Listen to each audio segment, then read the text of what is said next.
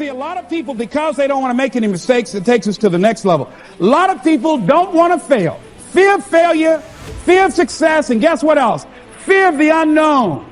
I saw a guy last week, came up to visit me, haven't seen him for years. Bob Boyd from Columbus, Ohio. Bob Boyd introduced me to motivational tapes, introduced me to a lot of motivational speakers and positive thinking, and a multi-level marketing company at that time called Bestline Products had an inspirational leader named Bill Bailey. Jim Rohn was in that as well. And so Bob Boyd, that folded.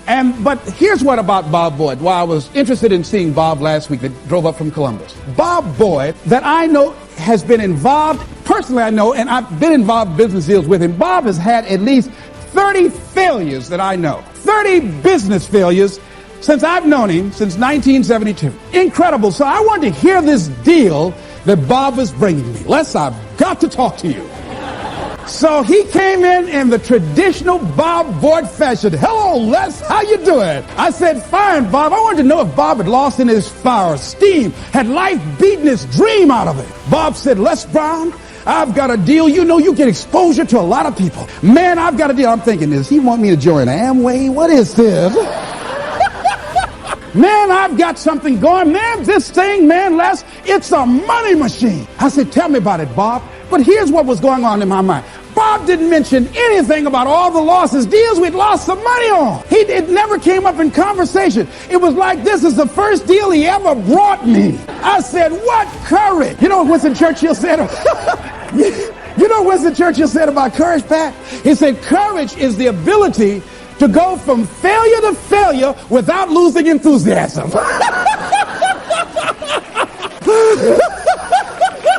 So you want to courageously hold on to your dream and not lose enthusiasm. See, Bob has not internalized failure. Things just didn't work out the way he wanted them to work out. He's still looking for his pot of gold at the end of the rainbow. And he was so fired up, traditional Bob Boyd fan. He took his coat off. Les, let me tell you something, man.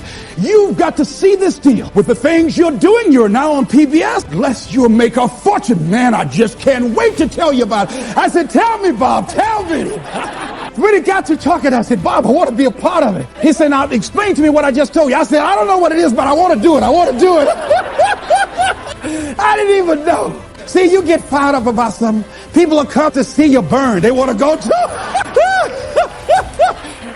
So I like the fact that Bob has not lost his fire. Bob is still hungry. Bob still sees his dream. Bob is still searching for a way to make it happen. He doesn't care about people talking about it. Man, he's never kept a job. Guys had 15 or 20 different jobs, all these business deals. Bob has turned a deaf ear to that. A guy in Los Angeles, all over the front page of the newspaper, he just passed the bar after taking it 48 times. He had more than enough reason and excuses not to take it. His son has a law firm. He could have been a legal assistant, a clerk. And people all of a sudden used to laugh at this guy. He was a laughing stock. Are you taking the bar lately? Can you imagine what they did to this dude? Know what that guy there is? Man making a career taking the bar. But by the way, he need to make a career to pass it. People will do that too. You know, people talk about John Kennedy Jr. failing the bar. Did you read in the newspaper that he passed? I didn't see that, but did they make a bigger deal about him passing as they did when he failed? No, you know why? People like to see you fail. They like to see that. People are like that. I don't know why it's set up like that. I was on the expressway, traffic was jammed up. You know what was happening? It was an accident. But people pull over to the side to get out of their car to go look, to see somebody else's suffering. That's why talk shows are so popular. So people like to hear other people's misery, get it caught up in that. Then they go magnify it in their own life because that's all they focus on. I better not catch you going to any accidents, see?